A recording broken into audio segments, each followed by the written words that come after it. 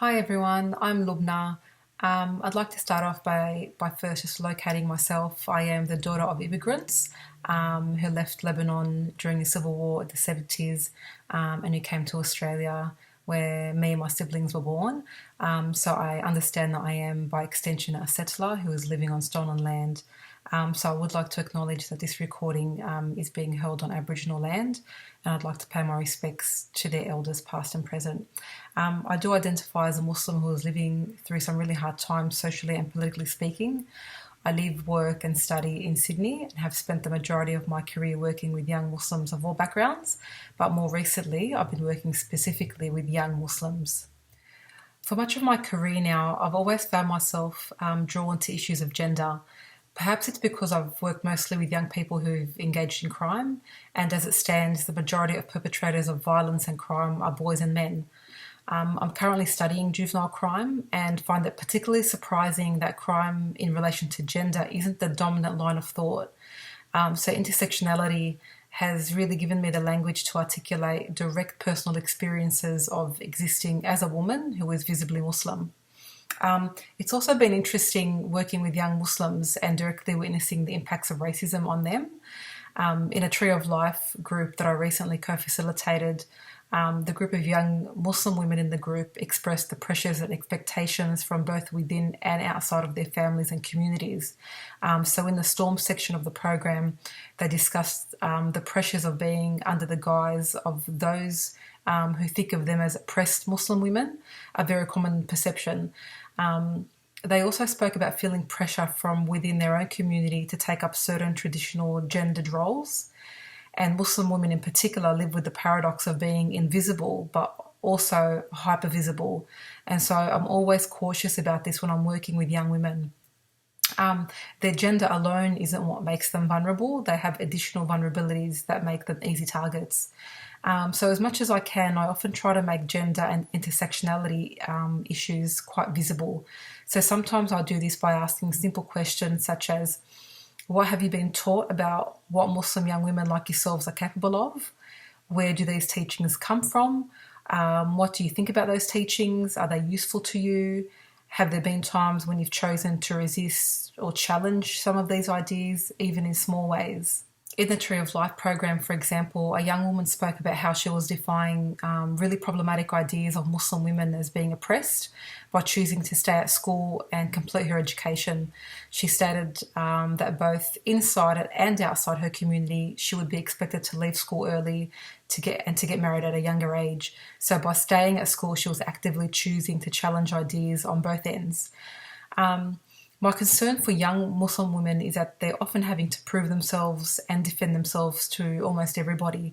So the responsibility to break stereotypes, for example, have been forced on them. Instead of breaking stereotypes, I'm more interested in how whiteness and patriarchy produce these types of responses. I've also been thinking a lot about Muslim women being able to define themselves for themselves.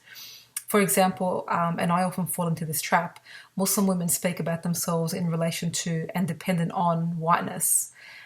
In the example I just gave, the young Muslim woman felt she had to prove herself to be empowered in terms of Western feminism, Western feminist thought, which emphasises things like formal education as empowerment and freedom. So her ideas of freedom and gender equality relied on an already established idea of what freedom is. So it would be difficult for her to understand herself in her own right. Instead, she's forced to think of herself in relation to popular white ideas or white feminist ideas of freedom and empowerment.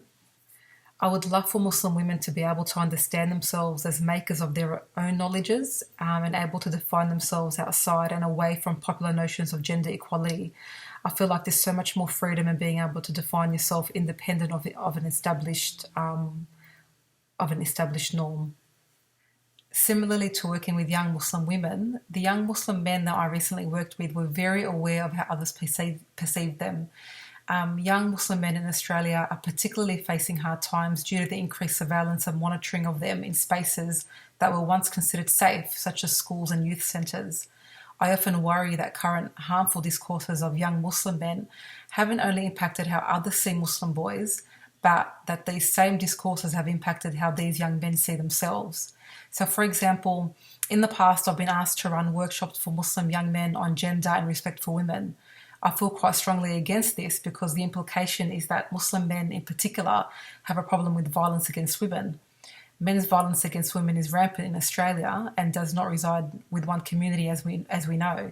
Yet these types of programs reinforce a really harmful stereotype. And this is where intersectionality comes in. They are targets not because of their gender, but because of how they identify religiously. So when I was working for the state agency that deals with young offenders, I was required to write endless court reports. And more often than not, the crimes of non-white young people were erased, whereas the crimes of white young people weren't. And I'll give you an example.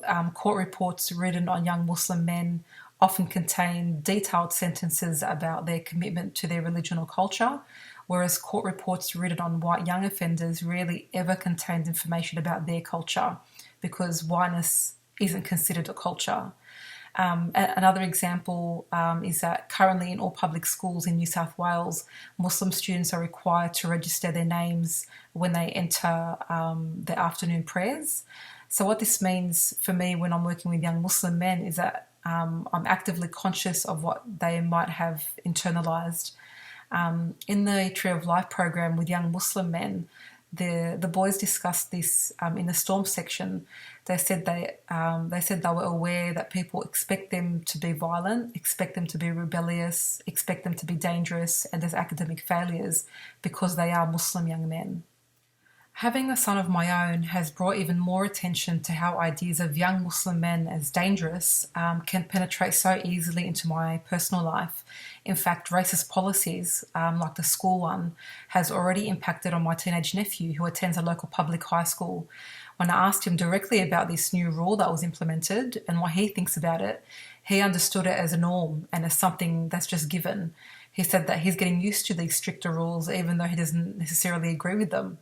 He said that even though he doesn't attend Friday prayer as often as his friends, he feels just as targeted as those who have to register their names every time they go into pray at school.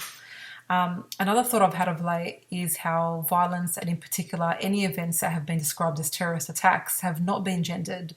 We're often told about the offender's religion, ethnicity, family, political motivations, and so on. But the most obvious common factor for me has been the gender of those who engage in acts of violence, almost always boys and men. And I would extend this to state-sanctioned acts of violence and of those in power to make decisions in relation to things like waging war on another country. Does a blindness to gender work as a way to maintain patriarchy? In my work, I've been lucky enough to have witnessed how young men negotiate masculine identities. For example, I've seen young men step in when a fight between two boys was about to break out and the friend in the middle urging both boys to address their conflicts differently and, most importantly, non-violently.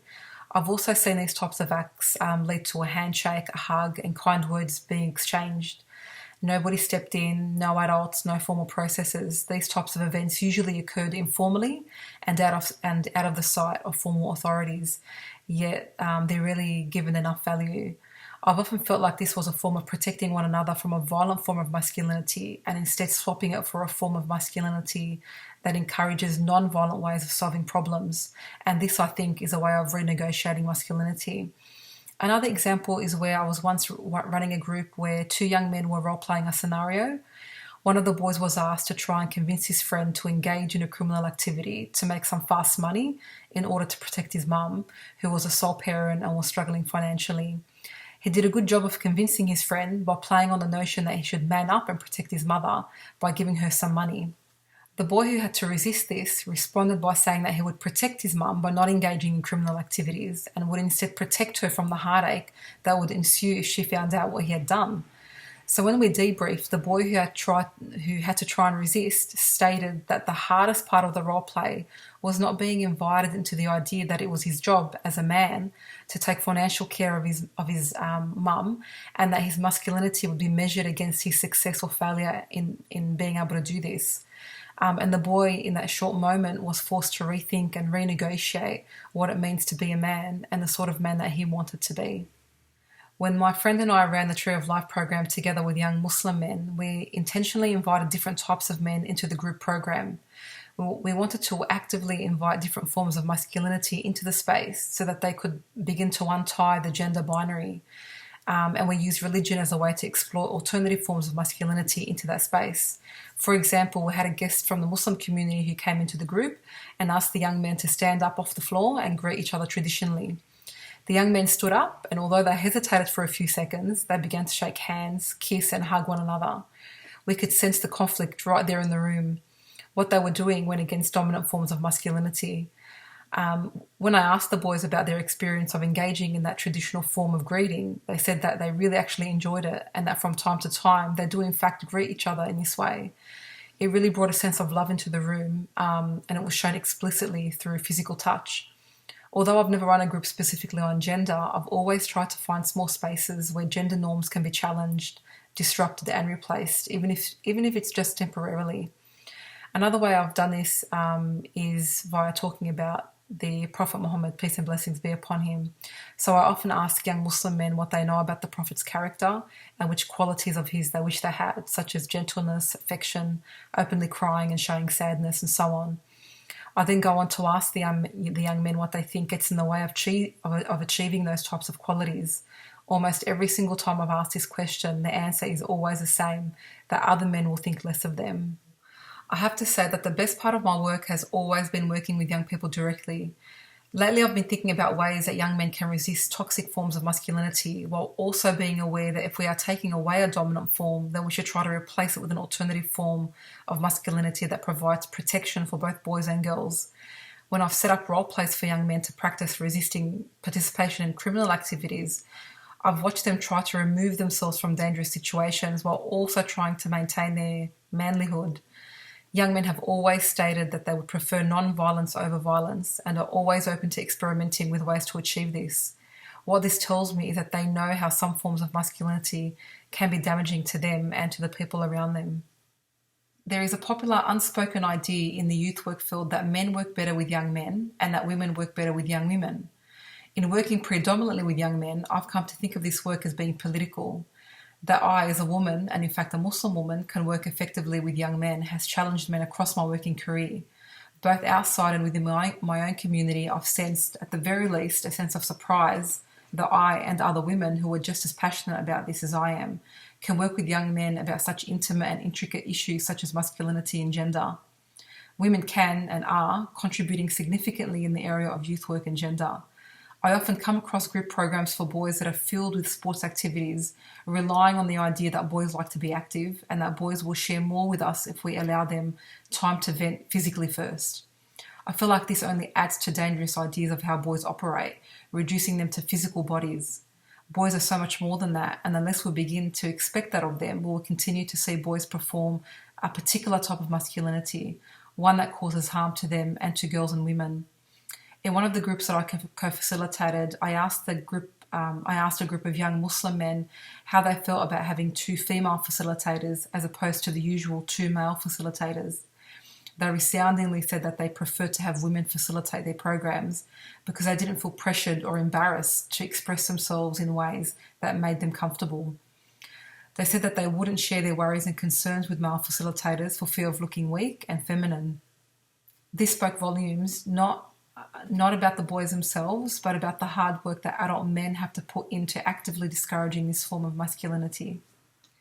Thanks for listening to my thoughts. It's been a really good opportunity for me just to think out loud. Most of these thoughts and ideas have really just been informal and unstructured at this point, which is why I'm really looking forward to hearing from others who might be experiencing similar things. Thank you.